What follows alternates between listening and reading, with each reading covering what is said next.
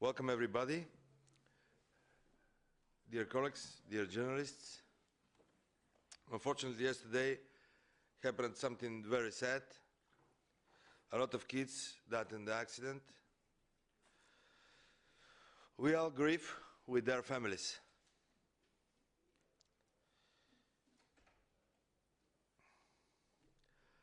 Thank you very much once again for your coming and to accept our invitation.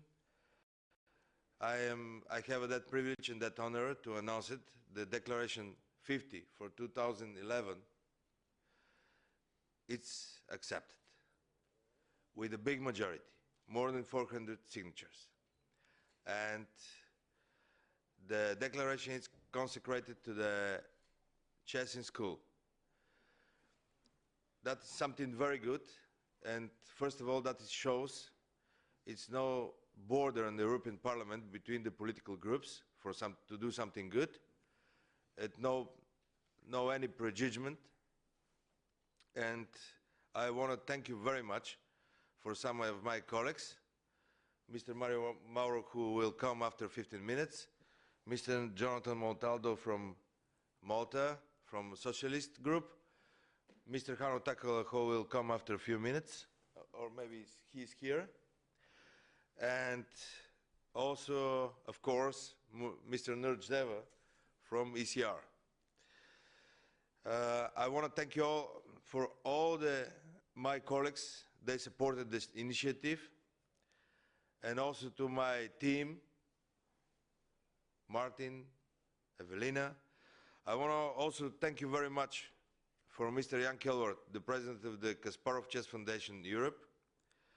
I want to thank you very much also for Mr. Milan Zver from Slovenia and Mr. Jacek Vosovic and Piotr Boris from Poland, because they supported me very much to collect all the signatures. I want to thank you also to the full administration to the European Parliament, because they help us to make that event very good and a very good level. And in the end, I want to thank you to Mr. Buzek, the President of the European Parliament, because he gave the patronage, the former President of the European Parliament, he gave the patronage of that initiative. And at the very end, I want to thank you to Mr. Silvio Deleuve, who is the President of the European Chess Union. And then in the very, very end, to our face, to the face of the chess, the youngest world champion, the legend of the chess, Mr. Garry Kasparov. Because without him, I think it's not possible. Because he is something more than legend in chess. He is a symbol of sport, symbol of young people, how they can fight for his place in life. And the rule will be like that. I give the floor first of all to my colleague. He's only one of them, Mr. Jonathan Montaldo from the European Parliament, from the Socialist. After that, I give the word for Hanno Takula, please. Hanno, come here. You know, the success always have many fathers, and you should join us. Okay. And I think your name is here, yes. Sorry, may I interrupt you? So, yes.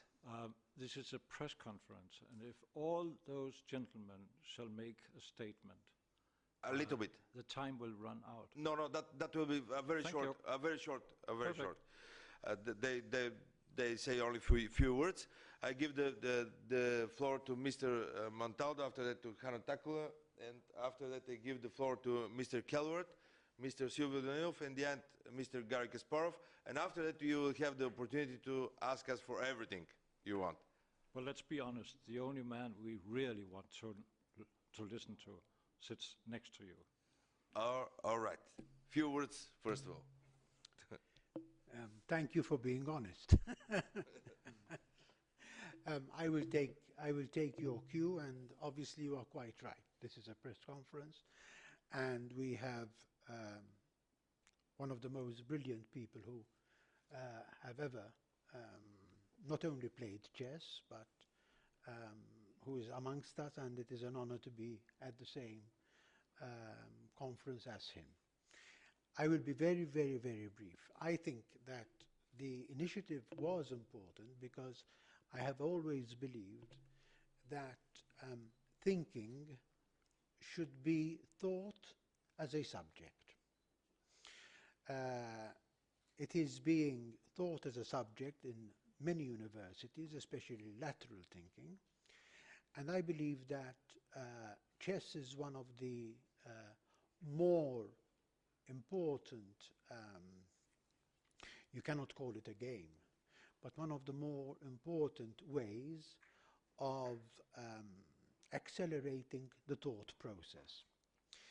The second reason I believe is that children, that's why the word school is important, that children have to be motivated. And I attended my secondary education, and I will conclude here, in the United Kingdom.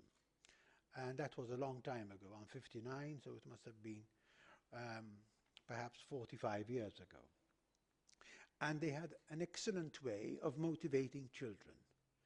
And this was by putting strictly academic and traditional subjects, maybe Latin or English literature, and in between they would always put a subject which would interest more the child.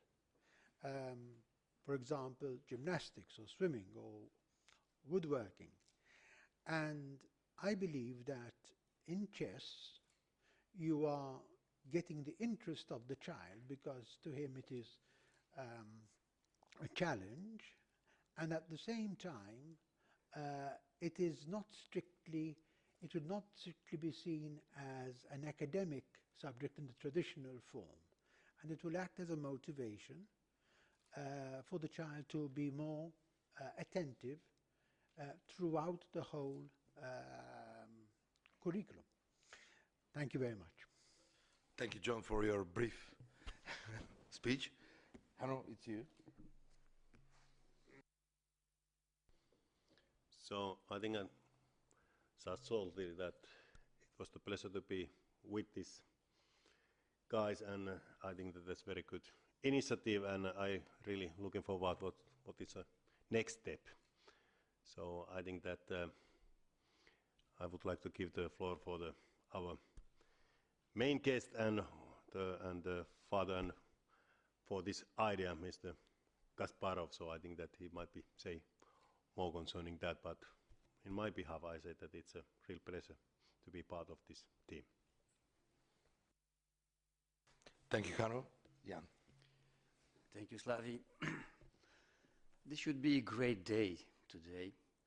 Unfortunately, it's also a sad day for the children. It happens that the school who got that accident is just outside of the city I'm living in. So this morning there was quite a lot of turbulence in my neighborhood. Anyway, I'm here and life goes on, and I'm very happy and proud to say that on the initiative both Gary and I took to create the Kasparov Chess Foundation Europe, that we succeeded in reaching a great goal, namely reaching the majority of the votes of the members of parliament. I must say, in this press release or press conference, with every new initiative, and I've seen many initiatives to call for a declaration vote here, it's always coming with some skepticism. Will it succeed? Will it fail? There's a lot of doubt because it's a long process, it's hard work, and I must say we succeeded, and the hard work is there and turned into success. So next steps are to go to European Commission. That's again hard work, but again the belief is so strong that we will succeed there, and we can hopefully bring a wonderful program to the schools with chess in school in the member states of Europe. Thank you. Thank you, Jan. Silvio. On behalf of the European Chess Union, I would like to thank to everybody who was part of this incredible mission. I think today is, as Jan said, is very sad day, of course, but it's also historical day for chess. chess, besides sports, was officially recognized as educational tool from the European Union. I want to thank so many people. First of all, to these 5 gentlemen who are here, who support our declaration from the very beginning. Slavi Binev, Hano Takova, Jonathan Montaldo, Nerj Deva, and Mario Mauro. Of course, to Milan Zver, to Kasparov Chess Foundation, to Jan Kalevert, and to Gary Kasparov himself, who was involved personally and worked very, very hard from the beginning. Special thanks to Inge. She helped us very much. Thank you. Don't say that. And as the gentleman says here, we are in time trouble, and I have to be fast. I want to make a special award to the main initiative of the declaration from the European Chess Union, for our friend Slavi Binev.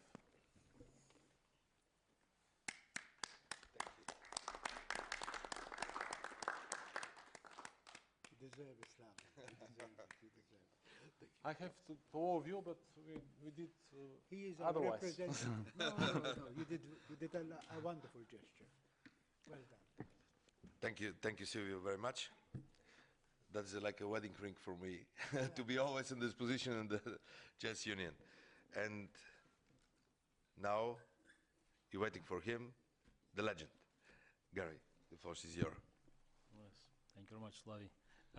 Yes, as everybody said, it's a really sad day. It's a tragic day, and it's hard to imagine that, with all the efforts we invest in kids, in education, and trying to make them better, something stupid happens, and 24 of them disappear in a second. So it just probably shows how fragile is life, and sometimes it sends a signal that just most of our efforts could disappear in vain without us even recognizing the danger that has been awaiting for us around the corner. But it's also, as was pointed out here, it's a great day for the game of chess.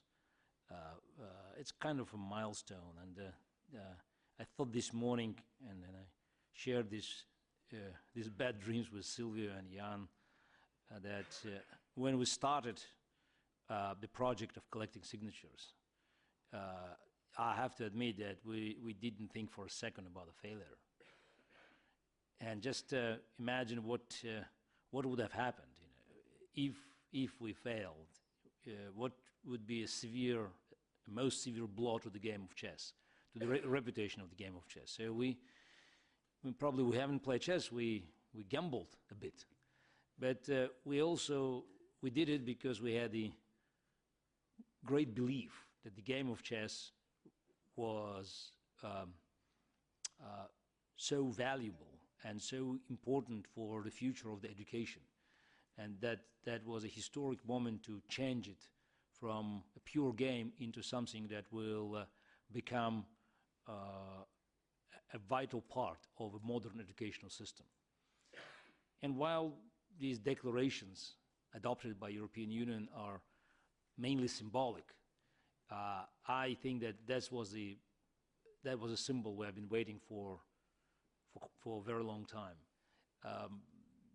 Chess has been approved by the largest bureaucratic body in the world, and this signal will be heard and will be felt around the globe.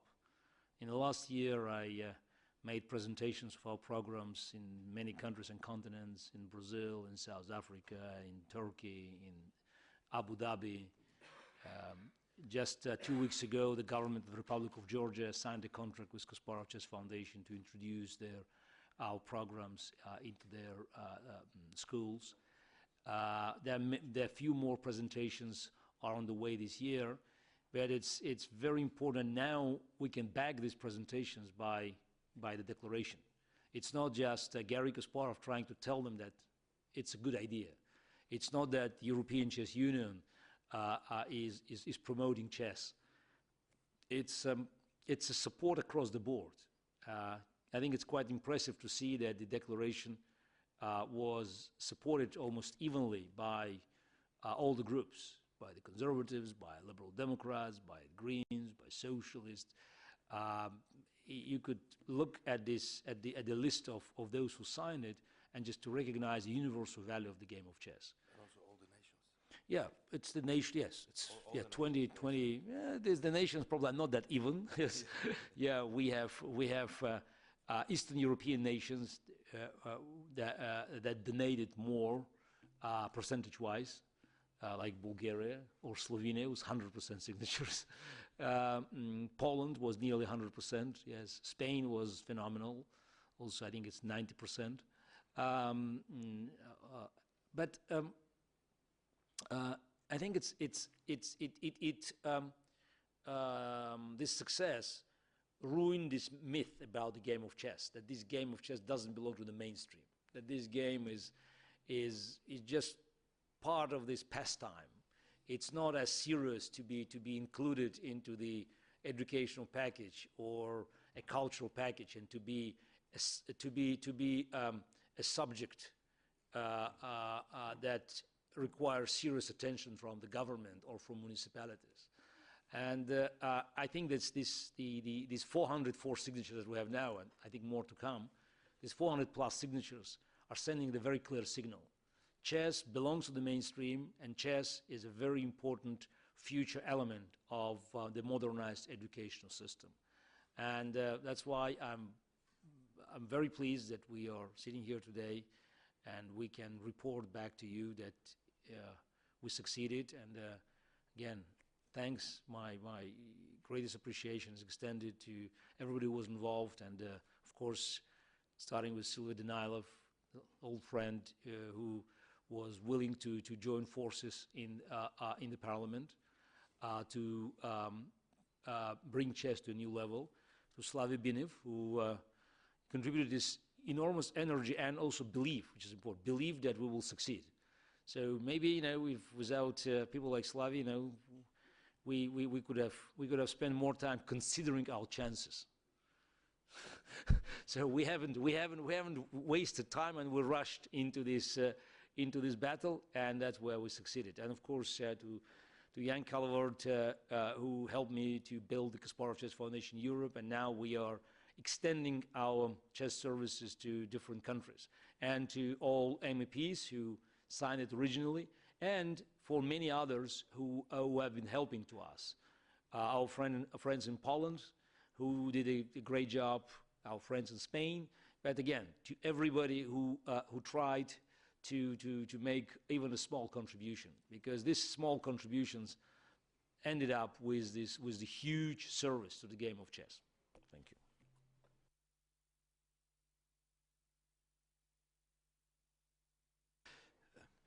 Could you present yourself and Peter say van Gool, Danish Radios. I am one of your fans. I have tried to follow your history and compared it to the history of your predecessors in Russia, who almost all of them, maybe I'm wrong, became insane after being champions. I read at the age of 7 the chess novel of Stefan Zweig, and I got scared. I thought I learned the game at the age of 4, but you are keeping up a spirit, both in person, both in politic ways, and now by this initiative here, which is astonishing. When I am in front of my pupils at the school where I'm teaching as well as being a journalist, I'm confronted with the kids playing games, but those games are not chess games. Those are violent games, unrealistic games. How can you perhaps introduce a game of chess which is relevant for that kind of youngsters who are losing time's weight, brain, by doing nonsense in playing games without any relationship to anything? Oh, I have to start by saying that your evaluation of the risk of insanity for the chess players have been greatly exaggerated. Yeah, I knew just from the first moment you mentioned this risk. I knew that you would have mention Stefan Zweig novel, or you could also recall Luzhin Defense of Nabokov. And I have to admit that these two pieces of great literature donated to this wrong image of the game of chess. Undoubtedly, chess at the highest level, as any other mental activity, is running a risk of certain damage caused by the high pressure on personality and on the brains.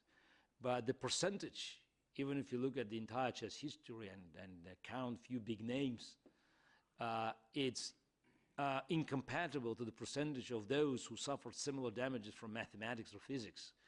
I doubt that you will be considering the value of studying these subjects.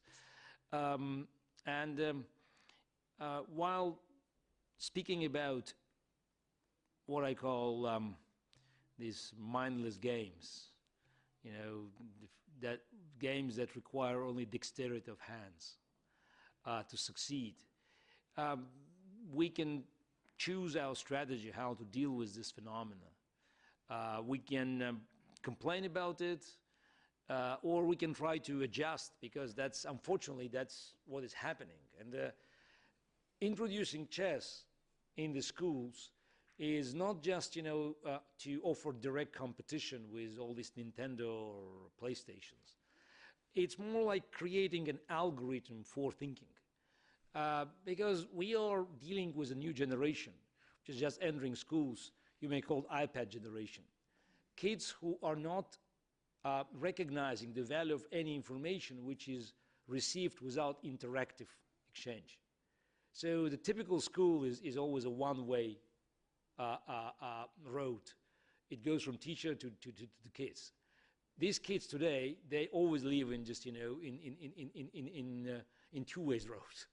And I think computerized versions of chess game could improve this atmosphere and to help kids to see the big picture and how to adjust themselves into this massive amount of information. It's on one side, and also it will help schools to develop better programs, computerized programs, to create an environment where kids can learn without being very uncomfortable with this teaching environment.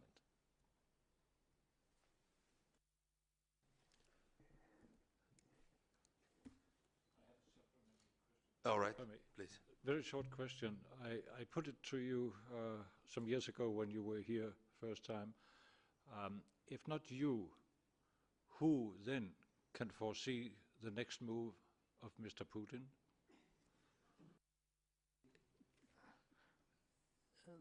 My first appearance in the European Parliament was in September 1991. At that time, I was still a world champion representing the Soviet Union. Also, you know, there was already argument whether it was just Soviet Union or a new Russia, and I already played on the Russian flag. At that time, people asked me about Gorbachev and Yeltsin. And I was quite good at predicting the collapse of the Soviet Union by the end of 1991. In 2000, I think in 2006 when I was here, and there were many questions about Russia and Vladimir Putin, and maybe I was not as good in predicting the correct outcome in terms of timing. But now I believe that analyzing in chess terms the situation in Russia, you may say that Vladimir Putin is in Zugzwang, so no moves could improve his position. So as a matter of fact, every move will cause more damage. It may not show up immediately, but it's a foreseeable future. And I think if anybody expects him to rule Russia for 6 years, they will be badly surprised. So I think his days are numbered. The clock is ticking, and I think he will be facing more and more dangers from very different quarters, no matter what opposition is doing. It's just, you know, his game is almost over, and it's just a matter of price my country and the world will pay for his removal. If you have some last question. No? Okay, thank you very much. I wish you a very good weekend.